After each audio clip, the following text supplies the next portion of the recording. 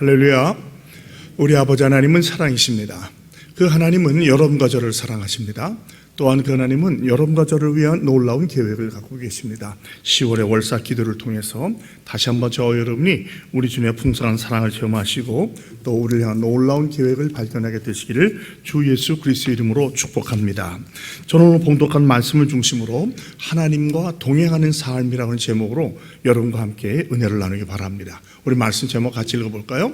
하나님과 동행하는 삶. 저희는 이 월사 기도를 통해서 이제까지 약 한 1년에 걸쳐서 하나님의 이름에 대해서 은혜를 나눴고요.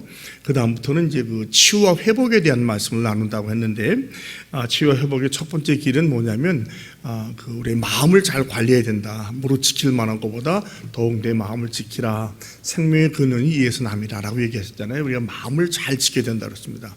그 다음에 또 특세를 통해서 나눴던 말씀은 뭐냐면, 우리가 그 하나님을 신뢰해야 된다. 주님을 의지해야 된다. 믿고 나가야 된다. 그리고 주님이 우리가 정말 살기 원하시는 평안한 삶을 살기 위해서는 어떠한 삶을 살아야 되는가 말씀 나눴습니다. 오늘은 그 치유 회복의 길 중에서 나눈 것처럼 주님과 동행하는 것이 필요하다라는 그 제목으로 말씀을 나누기 바랍니다. 이 세상을 혼자 살면 참 힘들죠. 그러니까 우리가 이제 흔히 말하는 군중 속에 고독을 느끼는 게 뭡니까? 동행과 동반이 없을 때 느끼는 거예요. 그러나 누군가 나와 동고동락하면서 함께 해줄 동반자가 있다면 큰 위로가 되죠. 그래서 아마 남자와 여자가 결혼해서 사는 것이 아닌가, 자녀를 낳고 사는 것이 아닌가, 또 교회를 통해서 신앙생활과 동지를 만나는 것이 아닌가라고 생각을 해요. 그런데 또 동상이몽이라는 말이 있듯이 같은 부부가 한 침대에서 자면서도 마음이 흩어지면 역시 외로움을 느낄 수밖에 없어요. 그런 면에서는 이 같이 동반자가 되게 중요하죠. 우리 동행이라는 말을 쓰잖아요. 그러니까 오늘 보면 에녹이 하나님과 동행했다는 말을 두 번이나 써요. 65세에 무두셀라를 낳고 그 후에 300년 동안을 하나님과 동행했다. 그래서 365세를 살았는데 또 하나님과 동행하다가 하나님이 데려가셨기 때문에 이 세상에 있지 아니하였다. 죽음을 보지 않았다는 뜻이죠. 이 에녹이라는 말은 전파하다, 또 가르치다, 감화하다 그런 뜻이 있어요. 그러니까 어떻게 보면 선지자, 전파자, 전도자 그런 의미가 있습니다. 우리가 하는 것처럼 에녹이 전파했던 건 뭐예요? 결국은 마지막에 심판이 오겠다는 것을 전파한 건데 어떻게 하냐면 에녹의 아들의 이름을 보면 알 수 있어요. 무두셀라라는 것은 뭐냐면 죽음과 보낸다는 뜻이 있어요. 그러니까 이제 원래는 창을 잡은 자라는 뜻이 있는데 그 고대 중동에서는 창을 잡은 자가 마지막으로 성을 지키는 자예요. 그러니까 이 성을 지키는 자가 만약에 지거나 패하면 그때도 성을 완전히 패하는 겁니다. 근데 이제 무두셀라가 죽으면 보내겠다. 뭘 보낸다고 그랬죠? 홍수 심판이 온다는 거예요. 그래서 연도를 계산해 보면 무두셀라가 죽던 해가 노아가 600세 되던 해예요. 정확히. 그래가지고 그해 2월 달부터 홍수가 오기 시작합니다. 그러니까 에녹은 무두셀라는 이름을 하나님께 받은 다음부터 어떤 일이 앞으로 어떤 일이 일어날 줄 안 거예요. 성경에 나오지 않지만 신학자들 말하기를 이 처음에 65세까지는 에녹도 바른 신앙생활을 하지 않았을 것이다. 모든 사람이 하듯이 먹고 마시고 결혼하고 시집가고 장가를 했다는 것이에요. 이게 더 나쁜 건 아니에요. 일상생활이에요. 그러니까 우리도 오늘도 보면 신앙생활을 한다고 하지만 하나님보다는 세상 것에 관심을 갖고 먹고 마시고 사는데 급급한 사람이 있어요. 아마 무두셀라가 그렇게 살았던 것 같아요. 그런데 65세 아들을 낳는데 이 아들의 이름이 얘가 죽으면 홍수를 보내겠다는, 심판하겠다는 거예요. 무두셀라가 정신을 차린 거예요. 이러면 안 되겠다. 그리고 나머지 300년을 어떻게 살았다고 그래요? 주님과 동행했다는 거예요. 동행. 원래 동행이란 말은 함께 같이 산책하다, 같은 길을 걷다 그런 의미가 있어요. 그러니까 이렇게 주님을 따라가고 동행하는 것이죠. 하나님의 임재는 하나님께서 우리에게 내려주시는 것이라고 한다면 동행은 우리가 의지적으로 결단하고 같이 걸어야 돼요. 그러니까 우리의 의지적인 선택과 결단이 필요한 것이죠. 동행에 필요한 것은 무엇입니까? 우리가 이제 히브리서죠. 히브리서 우리 11장 5절로 7절인데 한번 같이 읽어볼까요? 믿음으로 에녹은 죽음을 보지 않고 옮겨졌으니 하나님이 그를 옮기심으로 다시 보이지 아니하였느니라. 그는 옮겨지기 전에 하나님을 기쁘시게 하는 자라 하는 증거를 받았느니라.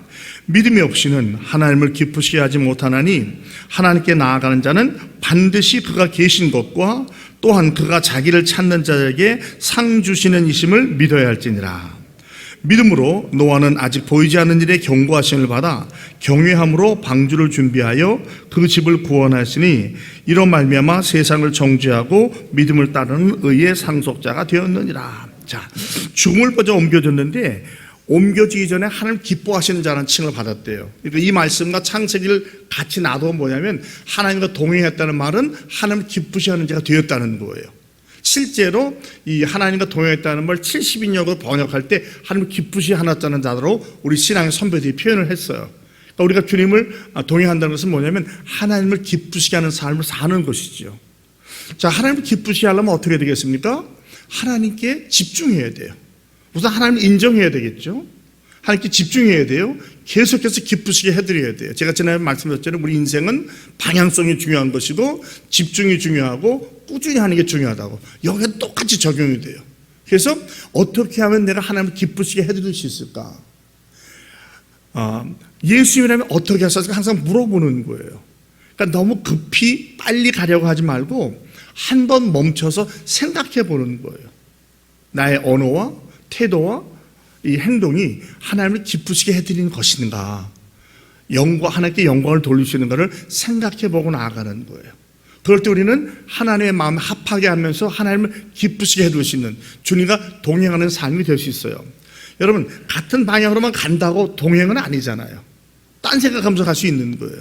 마음을 같이 가져야 돼요. 사실 이 동행이란 말이 어느 때 쓰이냐면 부부관계에 쓰이는 단어예요. 우리가 야다라고 하는 단어가 남자가 여자를 알았다. 그죠? 아담이 하와와 동침할 때 알았다는 단어를 쓰고, 마리아가 그럴 때 나는 남자를 알지 못합니다. 동침한 적이 없으면, 그런 뜻이에요. 이것과 동행이 거의 같은 뜻이에요. 그러니까 동행은 아무나 하는 게 아니에요. 정말 잘 알고 가까이 느낀 사람하고 같이 가는 거예요. 그러니까 주님과 인격적인 친밀한 교제가 있을 때 주님과 동행한다라고 말을 해요. 오늘날 우리 교회에서 보면, 우리 교회가 중앙교회라 하나님의 교회를 보면 예수를 믿기는 하는데 동행하는 사람은 많지 않아요. 그러니까 예수 믿는다고 하고 복을 구하고 주일날도 나가고 뭐 다 하는데 정말 주의 뜻을 따라 순종하며 나가는 사람은 많지 않다는 거죠. 그러니까 오늘 우리가 다시 한번 이 월삭기도를 맞이하면서 우리 자신의 신앙을 다시 한번 돌이켜보겠다. 저 자신을 보면서 예수를 믿는 것은 확실하지만 내가 정말 주님과 동행하고 있는가, 하나님을 기쁘시게 해야 되는 삶을 살고 있는가. 그 동행의 중요한 내용 중에 하나가 오늘 히브리서 6장에 나온 말인데, 믿음이 없이는 하나님을 기쁘시게 못한다고 그랬어요. 그건 동행이 아닌 거예요. 믿음이 있어야 되니까. 동행한다는 것은, 기쁘시게 한다는 것은 믿음이 있는 것인데, 그 믿음의 중요한 내용이 뭐냐면 하나님의 계신 것을 믿어야 돼요. 인정해야 돼요. 그 다음에 자기를 찾는 자에게 상 주시님도 믿어야 돼요. 그러니까 하나님이 말씀하신 모든 것을 믿어야 되는 거예요. 여러분, 하나님이 계신 것을 믿죠? 하나님을 찾는 분에게 상 주시님 믿죠? 이게 굉장히 중요해요. 왜냐하면 이게 마음에 확신이 안 되어 있으면 급하다가 보면 문제가 생기면 놓쳐버리는 거예요. 그러니까 하나님을 인정한다는 것은 하나님의 주권을 인정한다는 거예요. 내 삶은 내 원하는 대로 되는 것이 아니라 하나님께서 이끌어 가시다는 걸 인정하는 거예요. 그리고 그렇다면 순종해야 되는 거예요. 내 마음에 맞지 않아도, 내게 이해가 되지 않더라도 주의 뜻이라고 하면 순종하겠다는 것이죠. 주님, 제가 지금 앞에 일어난 일이 어떤 일이 날지 모르지만 주의 뜻이라면 순종하겠습니다. 그리고 그것을 계속해서 반복해서 나아가는 거예요. 그것이 동행하는 삶, 기쁘게 하는 삶, 또 주의 뜻을 따라서 의지하며 나아가는 삶이라는 것이죠. 에녹은 그러한 삶을 살았다는 거예요. 그렇기 때문에 하나님과 동행했다라고 말을 해요. 자, 그러면 에녹이 이 땅에서 살면서 한 일이 무엇인가, 무엇을 하려고 왔는가? 유다서 1장 14절과 15절 나와 있거든요. 나와 있죠. 한번 같이 읽어볼까요? 아담의 7대 손 에녹이 이 사람들에 대하여 예언하여 이르되, 보라, 주께서 그 수많은 거룩한 자와 함께 임하셨나니 이는 뭇사람을 심판하사 모든 경건하지 않은 자가 경건하지 않게 행한 모든 경건하지 않은 일과 또 경건하지 않은 죄인들이 주를 거슬러 한 모든 완악한 말로 말미암아 그들을 정죄하려 하심이라 하였느니라. 실제로 에녹에 대해서 나온 말은 요 세 군데밖에 없어요. 그러나 이것을 모아보면 에녹의 사명이 얼마나 큰지 알 수 있죠. 자, 주께서 이제 앞으로 올 일을 보여주는 거예요. 그 당시에는 홍수를 말하고 있지만 길게 말하면 주님이 오시면서 이 세상을 심판하는 걸 말해요. 경건하지 않은 자들, 하나님을 안다고 하지만 주의 뜻대로 살지 않았던 자들, 믿는다고 하지만 믿음을 따라 상하지 않았던 자들의 한 말과 행동을 하나님께서 심판하신다고 했어요. 그러니까 우리의 생각과 말과 행동이 굉장히 중요한 의미를 갖고 있다고 해서 알 수 있겠죠. 무두셀라는 300년을 주님과 동행하면서 삶으로 그걸 보여줬어요. 바로 이 얘기 보여준 거죠. 그리고 그것을 통해서 마침내 노아의 때에 심판이 오게 돼요. 무두셀라가 죽음을 보지 않고 옮겨짐으로 말미암아 성경에 나오는 죽음을 보지 않은 두 사람 중에 첫 번째가 됩니다. 두 번째가 누구예요? 엘리야죠. 엘리야가 그렇게 된 거예요. 그리고 하나님과 동행했다는 말은 노아에게 먼저 쓰이고 그 다음에는 에녹에게 먼저 쓰고 그 다음에 노아에게 쓰면 돼요. 노아는 안식이란 말도 있지만 심판이란 말도 있어요. 믿는 자에게는 구원과 안식이 되지만 믿지 않는 자는 심판과 정죄가 되는 거예요. 오늘도 마찬가지죠. 이 구원이란 말이 우리에게만 은혜로운 것이 믿지 않는 자에게는 정죄와 심판이 되는 거 아니에요. 그러니까 항상 양면성이 있어요. 우리가 이 땅에 살 때 우리만 구원받고 우리만 잘 되는 게 중요한 게 아니에요. 어쩌면 그 반대쪽 동전의 양면이 뭐냐면 우리가 말과 삶을 통해서 구원과 심판의 메시지를 전하는 거예요. 날연보라 하는 것도 예수 믿고 구원받으셔 하지만 그 이면에는 믿지 않는 자들에게는 의도적으로 경건하지 않은 자리 말하는 행동에서는 반드시 심판이 따른다는 거예요. 우리가 이것을 기억하고 균형 있는 삶, 복만 받는 삶이 아니라 어떤 때는 고난도 받아야 되잖아요. 좋은 일, 의를 위해서.